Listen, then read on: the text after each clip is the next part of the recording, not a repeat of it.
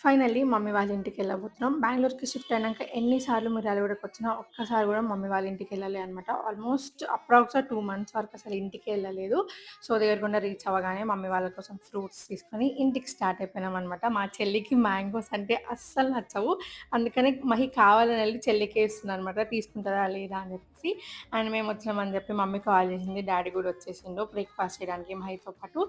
ఎంత ఏడుపొచ్చేసింది తెలుసా మమ్మీ డ్యాడీని ఇల్లుని చూడగానే. చాలా రోజులైంది గాబట్టి, ఇంకా మామ, అల్లుడు ఇద్దరు కలిసి టీ తాగుతున్నారు. ఆల్రెడీ బ్రేక్‌ఫాస్ట్ చేసిర్రు. సో, అల్లుడు వచ్చిందని జెప్పేసి మా మమ్మీ మంచిగా వేడి వేడి గారెలు, ఇంకా స్వీట్ చేసింది. యాక్చువల్‌గా అంత ఆయిల్ ఫుడ్ అసలు నేను గాని, మహి గాని అస్సలు తినం. నేనైతే అస్సలు తినను. కానీ ఇంకా మా మమ్మీ ఎప్పుడో ఒకసారైనా తినొచ్చు గదా! ఇంటికొచ్చినప్పుడు తినొచ్చు గదా! అని ఫోర్స్ చేస్తుందని జెప్పేసి తింటున్నాం అనమాట. ఇంకా మహి బ్యాక్ టు మిర్యాలగూడ ఎళ్ళాల్సిన టైం వచ్చింది. ఇంకా అక్కడ కొన్ని పనులున్నాయన్నమాట. అందుకే నన్ను డ్రాప్ చేసి ఎళ్ళిపోతుండు. దీని తర్వాత ఏం జరిగిందన్నది నెక్స్ట్ వీడియోలో చూపిస్తా. సరే అయితే బాయ్ మరి.